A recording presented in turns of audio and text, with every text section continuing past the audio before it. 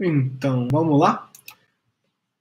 Então, pessoal, só para a gente dar continuidade, né, a gente falou sobre a introdução à rede, agora a gente vai falar um pouquinho sobre a introdução às tecnologias de rede sem fio, né, qual a importância delas dentro do nosso conceito, alguns conceitos fundamentais, algumas coisas eu vou passar, outras coisas eu vou pedir para que vocês deem uma olhada na internet. Então, alguns fundamentos, né? A gente sabe o que é informação, que são os dados manipulados pelo usuário, ou seja, o que a gente quer manipular, voz, texto e vídeo, e o sinal vai ser a representação dessas informações numa transmissão, onde na rede sem fio uma onda eletromagnética se propagando através de um meio físico que é o ar, que vão acabar sendo visto como uma função do tempo ou da frequência. Então, o sinal analógico, como era as ondas de rádio, por exemplo, vão variar continuamente ao longo do tempo, né?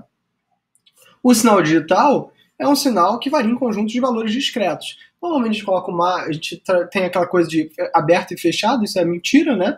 Vocês vão ver isso em circuitos lógicos se não viram ainda, né, o fundamento de computação digital. Então, vamos seguir o barco. E eu também vou ter isso por intervalo de sinalização. Eu vou ter que caracterizar um símbolo através de intervalos muito definidos, ou seja, durante o qual a amplitude vai permanecer fixa. Ou seja, eu vou ter que definir intervalos de medição, intervalos onde eu vou poder trabalhar com esse fluxo. Então, o sinal vai ser periódico, se repetir ao longo do tempo. E ao fazer por intervalo de sinalização, ou seja, aqui eu posso ver a transição dos sinais, né, de 0 para 1, e essa transição aqui vai me dizer se é um bit ou não é um bit, né? Existem alguns modelos de codificação que fazem isso, como codificação Manchester, né? Isso facilita em termos de portadores de detecção. O sinal eletromagnético ele vai poder ser apresentado como um conjunto de sinais analógicos periódicos, ondas senoidais, diferentes amplitudes, frequências e fases, é para isso que vocês vão ver que cálculo serve. E o sinal periódico pode ser considerado como uma soma de senos e cossenos, e olha aí cálculo 4 surgindo com séries, né? Cálculo 4 para computação, para os outros talvez cálculo 2 com séries, né? Então aqui isso é um sinal digital. Olha só como é que o sinal original sendo transmitido com harmônicos, né? E olha só como é que essa distorção se dá ao longo do tempo. Então, a largura de banda vai ser a faixa de frequência, vai ser definida pelo espectro de um sinal, a faixa de frequência que ele contém. A largura de banda do sinal é a largura do espectro, que é a diferença entre a maior e a menor frequência. Para cada tecnologia sem fio, a gente vai ter uma largura diferente. Muitos sinais possuem largura infinita, são sinais digitais, porém a maioria do sinal é concentrada em uma banda relativamente estreita. E a relação entre a capacidade de um sinal transportar informações e a sua largura de banda. Ou seja, por isso que vocês vão ver que, em geral, as tecnologias de rede sem fio de alta capacidade de transmissão, elas são em altas faixas de frequência, onde elas vão ter um espectro maior para poder operacionalizar. A banda passante do meio físico é a faixa de frequência que é preservada pelo meio de transmissão. Né?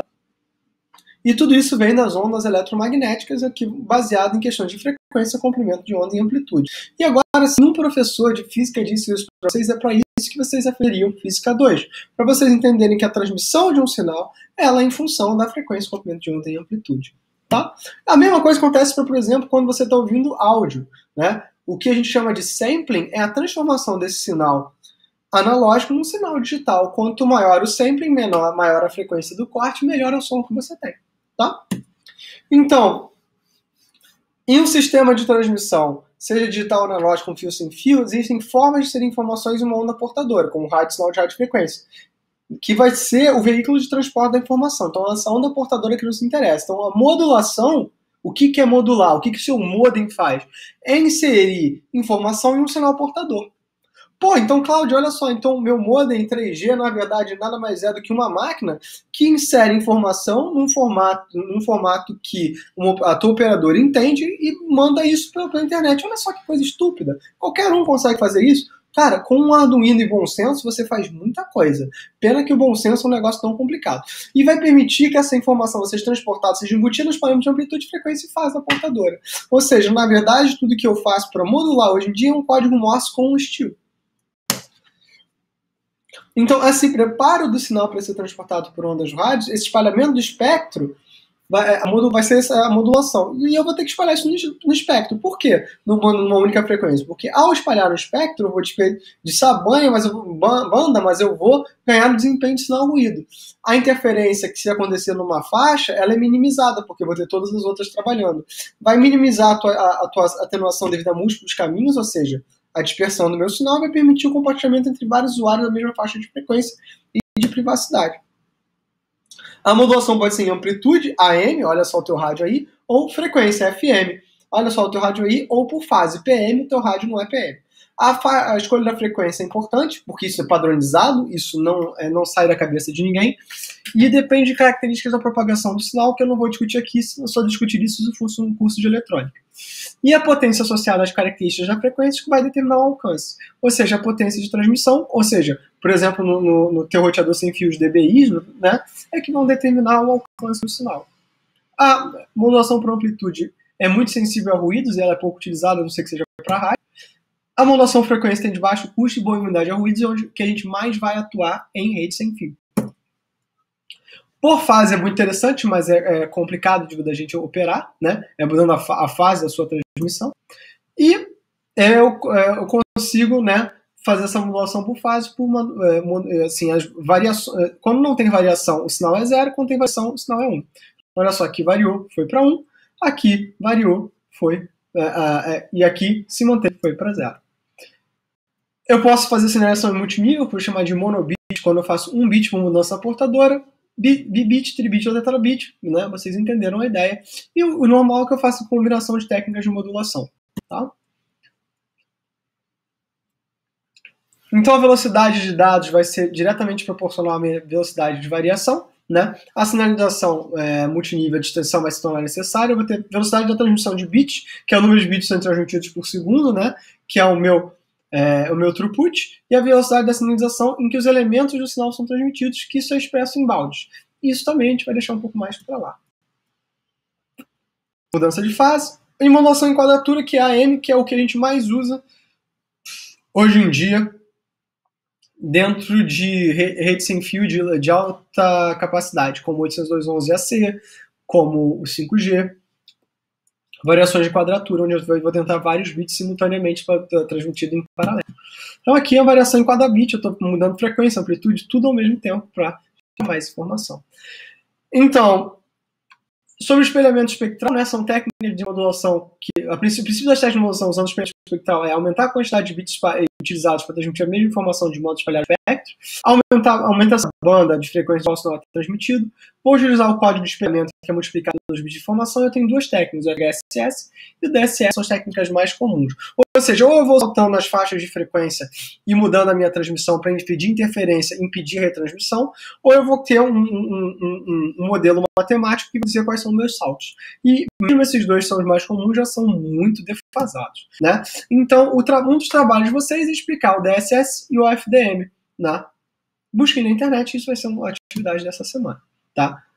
E o HSS, ele vai usar o espelhamento no espectro por salto de frequência, vai dividir a banda em vários canais de pequena banda, e o transmissor receptor permanece num canal por um tempo simples, por um tempo pequeno. Né? Então, quanto menor a interferência, maior a segurança. Ou seja, ao saltar no espectro, eu diminuo a interferência, aumenta a minha segurança, consigo garantir que só quem está dentro do meu, realmente está dentro quem tem a minha chave de salto vai conseguir fazer. Então, olha só, tecnologias com Bluetooth usam isso, né? O 802.11, ou seja, o Wi-Fi usa isso. Então, não é o jeito mais esperto de fazer isso, mas funciona até hoje, é bem barato. O padrão vai definir sequência de canais utilizados na transmissão. Para o Bluetooth e o 802.11 são diferentes, pode ser fixa ou aleatório. O receptor não conhece a sequência de saltos, não consegue decodificar a informação. O que eu faço para decodificar? Eu espero. Então, se eu estou pegando um salto de frequência, eu fico esperando, né? Se eu quero atacar um ATD lá na rota. Ou o DSS, eu uso uma sequência binária chamada Baker para modular o sinal da transmissão, que é um exclusivo da sequência com os dados transmitidos, e a sequência resultante é usada para modular a frequência. Ou seja, como eu falei, uma operação matemática. E é produzido pela modulação de fluxo com código espalhado, resultando em um sinal que aproxima a largura de banda dos dados. Então, eu vou espalhar a potência de sinal para uma largura de banda maior, mas eu tenho um pouco mais, tenho bem mais processamento associado. Um uso do DSS é 802.11, né? Cada bit é logicamente combinado com uma sequência de 11 chips e o código base é transmitido para cada sinal. E o fator de espelhamento, spreading factor, é a relação entre a taxa de sequência de bits usada no espelhamento e a taxa de bits utilizada. A gente vai deixar isso para lá por enquanto, tá? Em termos de nível físico, né, o DSS usa a banda ISM com o FHSS, espelhamento no espectro, né, esses canais de 11 MHz, e um exemplo seria a linha Orinoco da Lucent, que era uma empresa que trabalhava. Então, o espelhamento espectral, isso aqui é caveira, coisa que vocês têm que trabalhar, né? Imunidade com relação a diferentes ruídos, interferências, a distorções devido a multicaminhos, a interferência de desvanecimento de banda estreita, diversos usuários vão poder compartilhar a mesma banda, e segurança. Ou seja, isso é impossível. A nossa transmissão vai estar sempre, e a gente faz isso porque a nossa transmissão vai estar sempre sofrendo de problemas, né? Onde o sinal recebido é diferente do enviado, eu vou ter que, né? E isso acontece porque eu atenuo, o sinal vai se tornando mais fraco à distância, maior em frequências mais altas, e aí eu vou ter que usar amplificadores, a gente já faz isso hoje em casa, eu vou ter retransmissores dentro de casos muito grandes. Distorção causada pelo retardo não acontece tanto no meio sem fio, mas acontece a nível de hardware e ruído, energia eletromagnética indesejada inserida em algum lugar ou transmissão. Um ataque de jamming é um exemplo de interferência. O meio sem fio, eu vou ter perda de espaço livre, dispersão do sinal com a distância, absorção atmosférica, principalmente vapor d'água e oxigênio. Numa cidade muito úmida isso é muito problema, mas seria uma pena se vocês morassem no Rio de Janeiro, né, onde isso ficaria muito difícil. E multicaminho, nem sempre eu consigo ligar uma antena diretamente na outra, e se eu tenho muitas coisas no meio, o sinal tem que ser refletido, e esse sinal refletido causa atenuação. Refração, né? Ondas de rádio são refratadas quando se propagam na atmosfera, e mudanças na velocidade do sinal com a altitude alteram, por isso que é tão difícil você ter internet em avião. E ruído térmico, surge da atividade térmica dos dispositivos em meio de comunicação sem fio ou de lugares muito quentes. Imagina se o lugar é muito quente e úmido, então, pessoal, que coisa complicada.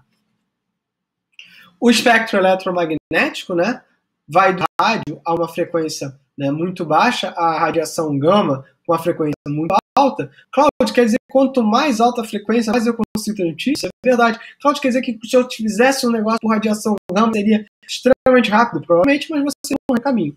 Então, hoje em dia, a gente tem trabalhado aqui, né, entre até o ultravioleta, quando eu me comunico via laser. Mas essas são coisas que a gente tem trabalhado bastante. Ultravioleta, raios de gama são difíceis de produzir modular, não se propagam bem através de spreads, são perigosos para os seres vivos, apesar de a gente ainda usar um pouco de ultravioleta. Então, porções de rádio e micro-ondas infravermelhas visíveis vão ser usadas na transmissão de dados, mudando sua amplitude, fase ou frequência, os micro-ondas são uma coisa mais tradicional. O espectro aqui detalhado, vocês vão ver aqui que nessa faixa entre 10 GHz e 100 GHz a gente vai ter 802.16 e o 3G, e aqui nos primeiros GHz a gente vai ter a comunicação tanto celular quanto 802.11. Na cidade eu vou ter muito mais que isso, rádio táxi, babá eletrônica, celular, banda fixa. Aí as redes sem fio vão ficar nessa banda ISM, que vem de Industrial Scientific and Medical, ou seja, banda de graça, ou seja, a gente usa 2.4 GHz porque como foi dividido, onde as pessoas não pagam nada. Isso é bom porque é barato e é ruim porque causa referência. Então, todas as ondas da cidade estão aqui, isso foi fornecido pelo exame, ou seja, isso está mais velho e dá para frente, né? Eu vou deixar isso aqui para vocês darem uma olhada. Hoje, quem define o espectro eletromagnético vai ser a ITU-T internacionalmente e a Anatel aqui no Brasil. Cláudio, a Anatel então é muito importante vocês darem uma olhada no que a Anatel está fazendo. Algumas faixas vão ser livres, que a gente vai chamar de frequência ISM, Industrial Scientific and Medical, vão ser usadas dentro de edifícios ou pequenas áreas, normalmente vão voltar a jeito sem fio. As bandas de frequência para o CNC são 900 MHz, 2.4 GHz, 5.7 GHz. Agora vocês veem por que o roteador tem de 2.4 e 5 GHz. Então, o micro-ondas, eu vou ter problema de absorção pela água das chuvas. Nossa, imagina se uma cidade chovesse bastante. Não atravessam obstáculos, como parede de edifício, tem problemas de amanhecimento de vários caminhos. Cláudio, que horrível. Mas é tão barato que funciona. Infravermelho e comunicação de curto alcance, é mais simples e barato, não precisa de licença. A vantagem é que é uma baixa banda, precisa de visado direto e não atravessa obstáculos, ou seja, péssimo. Ondas de luz a gente usou, mas é muito difícil também de fazer, então a gente está continuando com o micro-ondas, né? Então, a tecnologia de rádio, né, que é simplesmente eu inserir uma onda eletromagnética no ar, né, praticamente um micro-ondas, é o que vai ser usado.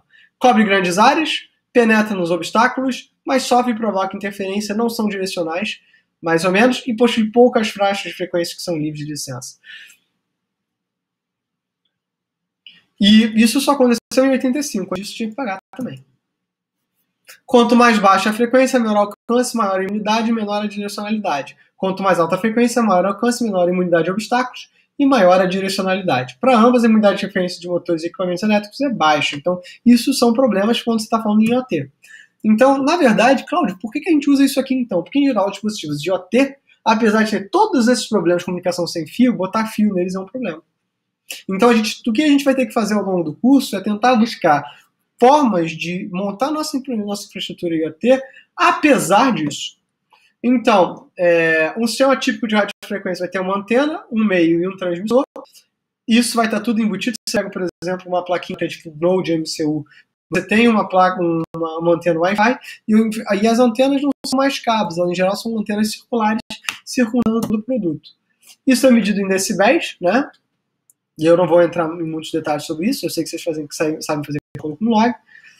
E eu vou ter perda se o sinal de saída é menor que o sinal de entrada, e quando há perdas eu tenho o que a gente chama de atenuação. Né? Eu tenho um ganho que se o sinal de saída é maior que o sinal de entrada, e isso é o que eu faço com o repetidor.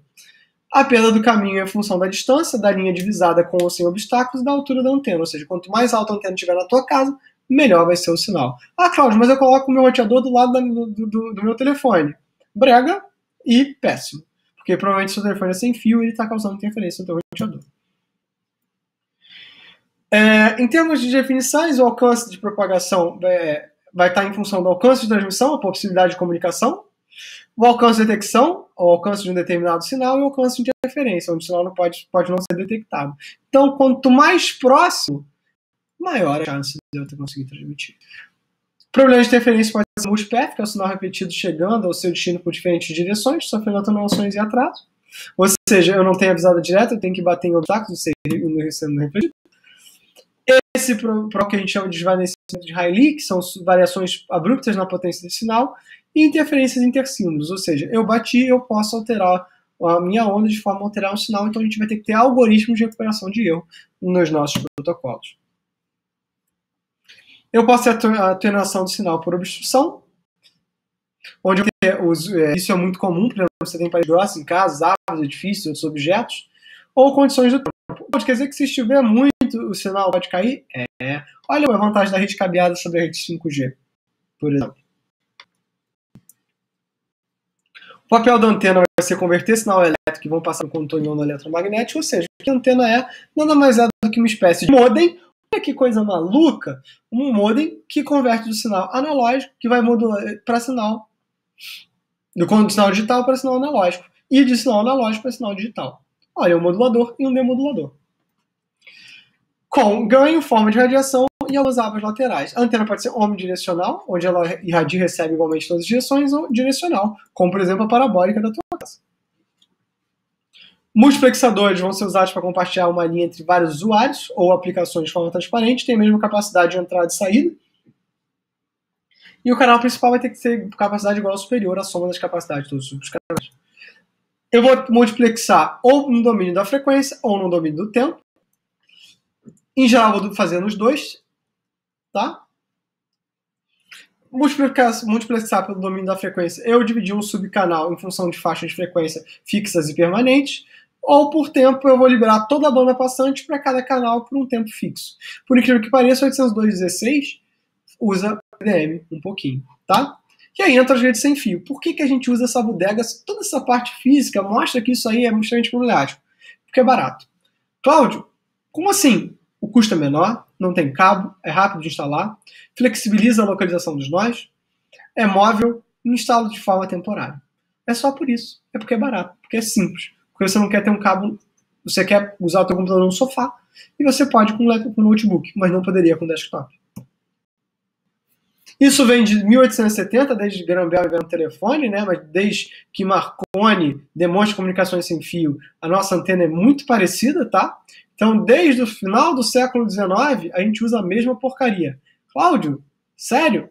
Olha que coisa maluca. A gente não é muito esperto. Nota do editor, em 47 o celular é inventado, ou seja, a gente está fazendo a mesma coisa há quase 80 anos. Nossa, como a gente é preguiçoso. Então, de 64 a 81, né, são os filmes da sessão da tarde mostrando tecnologias celulares. Em 83 surgiu o MPS analógico. Em 87, TDMA, NAMPS, GSM e CDMA são introduzidas, o que mostra o seguinte: em 87 já era praticamente igual ao que a gente tem hoje. Em 97 surge o 802.11, em 99 surge o Bluetooth. Em 99 surge o padrão 802.11b/A, que vão ser, B é o que vai popularizar as redes sem fio de forma geral. Em 2004 surge o WiMAX, que é de alta velocidade, em 2005 o WiMAX móvel, né? Que são uns competidores das redes 3G, mas eles morreram. Uma rede vai ser implementada sem utilização de cabos, por isso que é sem fio, normalmente utilizar a tecnologia de radiofrequência, apesar de eu poder usar tecnologia, né, de calor. E vai combinar em conectividade de dados com usuários móveis. Então a ideia é que eu realmente possa fazer qualquer coisa, e hoje em dia a gente está migrando isso até para redes sem fio corporais, onde os sensores estão ligados no seu corpo, isso é importante em aplicações médicas, né? Aqui tem o panorama, né, de PAN vem de Personal Area Network, LAN vem de Local Area Network, MAN Metropolitan Area Network, e o WAN vem de Wide Area Network, onde aqui é para redes rurais. Esses padrões são definidos pela I3E, se não me engano, é Instituto dos Engenheiros Elétricos e Eletrônicos, né, onde o I3E vai ser responsável pela camada física e a camada MEC, né, onde a camada LC seria responsabilidade de outro órgão. Dentro da rede da TCP/IP, o que a gente chama de camada física mais MEC é o que eles chamam de camada física, tá? Então é o que é responsabilidade da I3E na pilha TCP/IP. Vantagem, mobilidade, estética, né, ausência de cabos, fala isso para a Apple. Em prédios históricos é particularmente importante. Flexibilidade, onde eu vou ter transmissores e receptores postos em qualquer lugar, e vou ter redução do custo de infraestrutura. Vantagens de rede sem fio, redução do tempo de instalação, rede temporária, disposições, feiras, ou porque é prático você poder ter o seu celular. Fácil planejamento, não existe cabeamento prévio, redes ad hoc não vai existir planejamento nenhum, a gente não usa, a gente usa redes infraestruturadas. Maior confiabilidade e robustez em áreas sujeitas a intempéries e sobrevive a desastres, coisas que redes cabeadas não fazem. Desvantagem, comparado com a rede cabeada, tem uma baixa qualidade de serviço. Olha o lag do teu joguinho online aí surgindo. Restrições no uso de frequências, quem regula é o governo. E eu tenho interferência de sinal por várias coisas, principalmente na banda faixa XM. Consumo de energia dos dispositivos móveis, experimenta ver quanto tempo o seu celular dura sem que você tenha um chip de celular ou que esteja com toda a comunicação sem fio desligado. Desempenho base em relação ao cabeado é menor. Segurança, uma vez que os seus dados estão trafegando no ar, né? E aspectos ligados à instalação, cobertura, teste de propagação e riscos à saúde, mas isso nunca foi confirmado. A portabilidade é uma vantagem, a capacidade de eu ter um terminal móvel. Hoje eu não tenho um desktop em casa, por exemplo, eu só tenho notebooks, e se continuar a minha vida do jeito que está, eu só vou ter tablet. E ao se mover, todas conexões são encerradas e reiniciadas de novo ponto de conexão. Ou seja, eu tenho problemas que a gente chama de handoff ou handover, que ao se mover, eu tenho que estar sempre buscando uma antena para comunicar. Então, a minha capacidade de continuar o contato depende de eu ter recursos de rede necessários. O usuário vai acessar os acessos ao serviço de movimento em qualquer lugar, como, por exemplo, estou falando do meu próprio WhatsApp, sistemas e aplicações não vão precisar ser encerrados e reinicializados, mas a aplicação tem que pensar nisso. Tá? Então, dispositivos móveis, isso aqui era os dispositivos dos anos 90, né? E olha só como, apesar deles serem bregas, eles são extremamente parecidos com o que a gente tem hoje. Em relação à rede sem fio, eu vou ter os computadores atuais, os desktops, né? Rede sem fio vão ser redes em lugares históricos, exposições. Móvel, eu vou ter laptops, né, ou notebooks. E móvel e sem fio, vou ter redes celulares, PDAs. Hoje em dia, tudo é sem fio. Essa classificação é uma classificação antiga e hoje em dia prefere fazer tudo sem fio. É mais barato. É bom o suficiente. Eu estou fazendo isso, transportando esses dados para vocês via live, usando uma rede sem fio, bem safada, com um roteador da MyMax de 40 pratas. Então, galera, não é muito difícil não de vocês fazerem esse negócio acontecer. A rede pode ser infraestruturada ad hoc, não tem uma infraestrutura, um roteador, por exemplo, todo nó roteia e recebe. A gente usa isso muito em cenários de desastre, ou redes mesh. Infraestruturada, você tem a figura centralizada de um AP, que a gente vai chamar de access point, que é o roteador caseiro que você tem em casa. Toda a comunicação tem que ocorrer entre os clientes e a estação básica, e aqui vai ser um access point. Projetos mais simples, toda a funcionalidade está nessas base stations, né? Nas estações básicas. E eu vou ter diferentes protocolos de acesso ao meio, com ou sem colisão, e vou ter perda de flexibilidade, que não são adequados para catástrofes. Redes ad hoc são adequados para catástrofe, e eu tenho comunicação entre todas as duas estações, então eu posso fazer isso de diversas formas, tá? Outro protocolo particularmente interessante disso, 802.11s, que a gente não vai falar no curso. Infraestruturada, a vantagem que tem banda, baixa quantidade de redes, localização e roteamento, que é prático de fazer. O ad hoc é rápido de instalação, tem essas falhas de conectividade. E aqui, quando eu falar em rede sem fio, eu estou indo até a camada de rede, mas em geral estou falando só da camada de enlace. Tá bom? E aqui a função das camadas a gente viu, né? O rede responsável pelo roteamento e enlace pela formação do quadro. Como isso aqui, a gente sem fio em geral, estou falando de locais, isso vai acontecer. A mesma coisa vai ser importante para o cenário de OT que a gente vai mostrar na aula que vem. Então, quem tem direito de usar o canal quando há disputa por ele, o objetivo é descobrir, o nome disso, né, é protocolo de controle de acesso ao meio. Ou seja, para esse protocolo de controle de acesso ao meio, vocês vão ver no capítulo 5 do Kurose. Eu não vou entrar em detalhes sobre isso, tá? Eu vou botar vocês para lerem, já que vocês estão com tempo livre agora.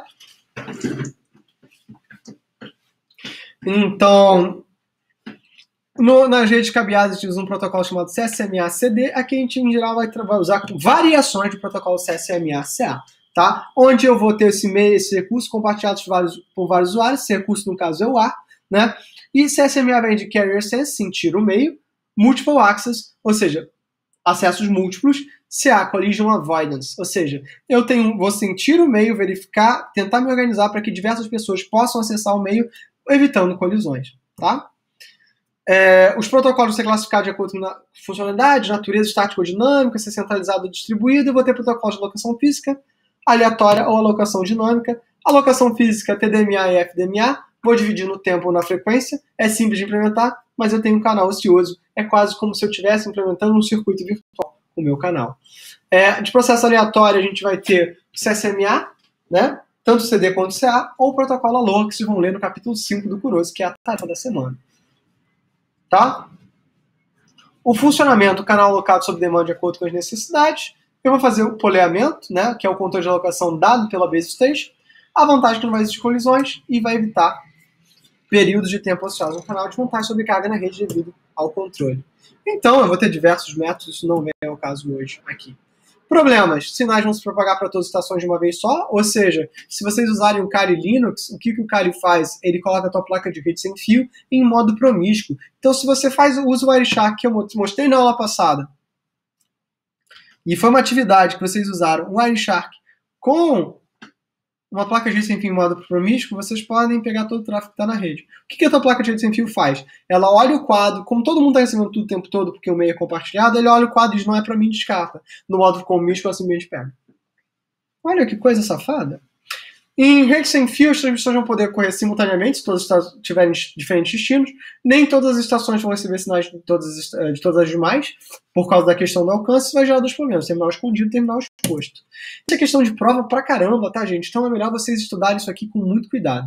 Então o problema em rede sem fio, que a gente chama de problema da estação escondida, né? Olha só, a estação A quer transmitir para a estação B, a estação B está no alcance da estação C, C verifica o meio, mas não escuta A, porque não está no alcance de A. C e A querem transmitir ao mesmo tempo. O que acontece? Como A está escondida para C, isso dá colisão. E aí eu perdi, vou ter que retransmitir. O problema da estação exposta é um outro problema. B transmite para A, C verifica o meio sobre C está no alcance de A, C quer transmitir para a estação D, mas ele verifica que o meio está ocupado pela estação A querendo transmitir, ou de B querendo transmitir para A. E ele acha que não pode transmitir, porque o meio está ocupado e ele não transmite para D, onde não teria um problema. Nesse caso, C vai estar exposta à transmissão de B. mesmo não precisando estar.